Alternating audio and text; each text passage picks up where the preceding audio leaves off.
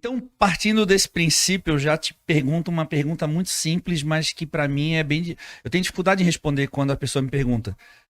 Eu sou natural. Não, eu sou natural, né? Supostamente, eu sou natural. Eu sou Natural de natural. Florianópolis. Natural de Florianópolis. Eu sou natural. Vocês são naturais. Como que eu sei, em que momento que eu sei que eu devo hormonizar, como diz a galera? É uma pergunta difícil essa, cara. Difícil, é bem Porque difícil. tem várias variáveis, no meu ponto de vista, pelo menos. Tem muitas variáveis. Assim, a primeira é que ninguém fala. É que talvez, depois que você começar a hormonizar, você nunca mais pare. Então, a avaliação que a pessoa tem que fazer é: quero levar a agulhada o resto da vida? Talvez e muito provavelmente, né? Muito provavelmente. Cara, isso é uma isso Muito eu ouvi, provavelmente. eu ouvi o Braulio Pinduca falando isso num podcast recentemente. Aí eu peguei, olhei e falei assim: tá falando besteira? Não, não tá falando besteira não, cara. É bem verdade isso. Sim, porque Eu nunca é tinha uma parado pra decisão pensar nisso. para sempre. Não só porque você vai gostar dos efeitos, né?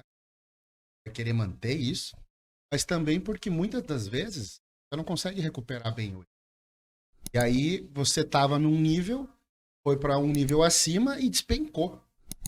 E aí o resto da tua vida você vai baixo, não? Ah, mas e aquela história, por exemplo, assim, ó, eu vejo que muitos atletas competem e depois querem fazer uma TPC. Aí o cara quer ver o LH dele lá no topo. Assim, qual é o sentido da TPC? É fazer o teu corpo, é fazer os teus níveis hormonais se tornarem fisiológicos novamente nesse ponto de vista? Ou simplesmente, qual é o objetivo disso? Porque eu não vejo muito objetivo o cara que quer seguir carreira no fisiculturismo, fazer uma TPC para querer ver o FSH, o LH, os, né? Não, isso é ridículo. É só confusão mental. É a pessoa que não sabe o que tá fazendo. É assim, a partir do momento que você... Respondendo a pergunta, então. Tem um cara que eu sigo, que eu adoro ele, é um coach inglês. Ele trabalhava muito com atleta de rugby e tal, pra passar em doping. O cara tem uma experiência com doping. E aí, quando perguntam pra ele qual que é a hora de hormonizar, ele pergunta: o que que você vai ganhar na tua vida com isso? Você vai fechar um contrato de US$ 1 milhão? Vai ganhar algum dinheiro, algum recurso? A tua imagem corporal vai te trazer mais cliente? Ou a tua força, ou o teu performance, teu desempenho? Faz Qual é o sentido. benefício? Tem algum benefício real fazer isso? Que vai aumentar os riscos, sim. Você ter um evento vascular lá na frente, de você ter complicação. Então, você possivelmente estará encurtando um pouco sua vida. Para quê? Eu tenho a minha resposta, mas cada pessoa vai ter que responder. Porque o que vale a pena para mim pode não valer a pena para o Felipe. Não, o que vale a pena pra ti, eu acho que pra mim vai valer sempre a pena. E tem o problema da pessoa iniciar muito cedo, que é muito normal hoje em dia. Quando tu inicia hoje, tu tem um ganho de massa muscular muito grande, mas a tua articulação, teu tendão, ele não acompanha. Essa molecada hoje, então, YouTube, que a gente trazendo também informação, conhecimento, vai gerando nas pessoas mais cedo ainda a vontade. É importante problema. citar isso. É o seguinte: o que você conquistar com droga poderia ter sido conquistado naturalmente, só vai ser sustentado com droga. Então, assim, se você queima etapa, digamos que você conseguiria pôr 15 quilos de massa magra naturalmente, e daí você ia entrar num platô foda, Uhum. que para quebrar esse platô você ia ter que deixar de ser natural. Mas se você começa a usar a droga antes de conquistar essa massa que era possível para você, você já está pagando um aluguel por essa massa muscular que você poderia ter tido sem hormônio. E tu inibe uma resposta que poderia ser fantástica no futuro, né? Perfeito. Então, quem tem base natural, você pega aí atleta que tem 6 anos de treino, e aí o cara vai hormonizar, ele tem um resultado fantástico com uma dura por semana. Uhum. É absurda a diferença. Agora, então, vamos falar de doses, assim, pra galera ter uma noção. Se para você ter um resultado X, você precisava de 500 miligramas Por semana. por semana e você abusou e usou 1.500, quando você reduzir para 500, você perde aquilo. Por isso que é importante a introdução do esteroide ser paulatina, leve e constante. Por isso eu sou contra o TPC para quem realmente vai fazer o uso do esteroide pensando em performance, em alguma competição. Se você decidiu que você vai fazer o uso do esteroide, ficar fazendo TPC é meio perda de tempo Uhum. pra Enxugar quem vai gelo, fazer né? isso. É enxugar gelo. É que as pessoas gostam de saber que, eu vou ter fertilidade o dia que eu quiser ser pai, por exemplo. Mas é um pensamento tão idiota, porque basta olhar para o sexo oposto.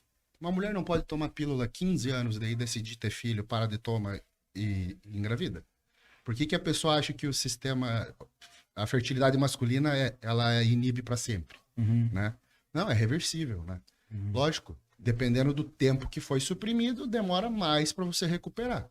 Por isso, até hoje em dia, muita gente advoga, eu advogo o uso do HCG intraciclo. Eu, por exemplo, demorei 12 semanas.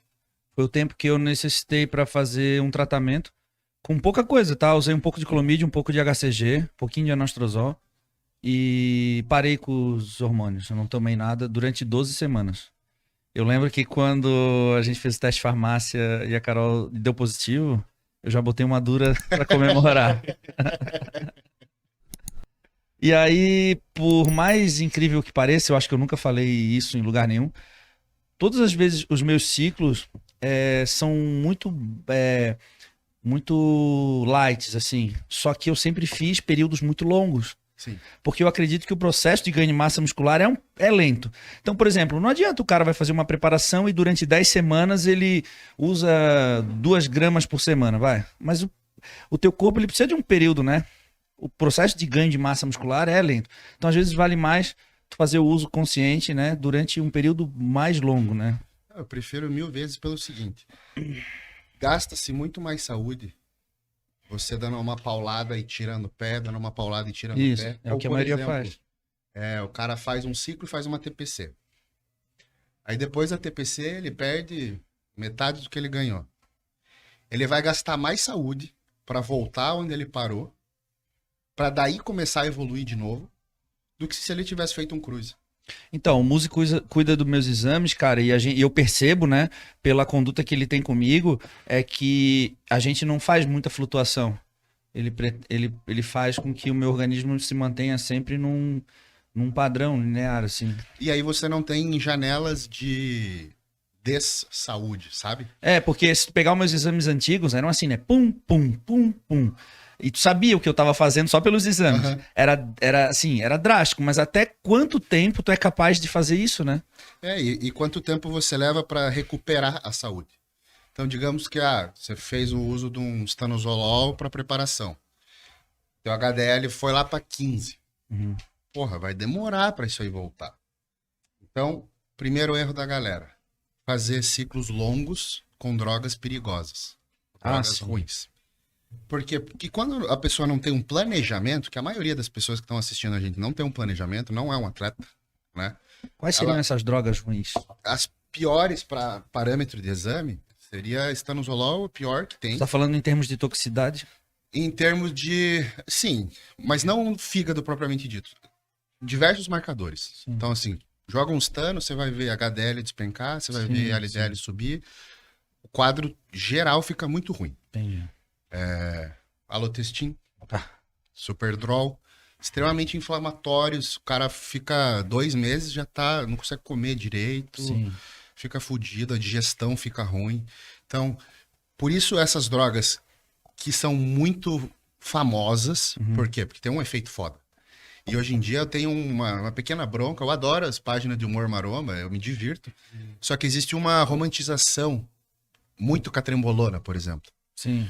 Então, tudo, trembolona. E trembolona virou um nome muito comum. E não é pra ser. Porque das drogas é a que mais fode a cabeça. Então, eu conheço muitos casais que separaram. A gente por causa falou de sobre isso trembolona. no podcast passado, o psicólogo falou sobre o efeito da budenona e da trembolona, né? A gente comentou bastante sobre isso, cara. Não, e assim, você vê a pessoa no primeiro ciclo da vida dela que ela tomar trembolona. Tem um vídeo do Dorian falando, ele falou, tipo, porra, aquilo, a parabolan era tão forte que a ampola era 76 miligramas, a gente usava, tipo, 1, 2, 3 na semana e era absurdo. E aí, hoje em dia, você vê os caras falando em 1 grama de tremo por semana. Você fala, velho, você não tem shape pra isso, não tem como.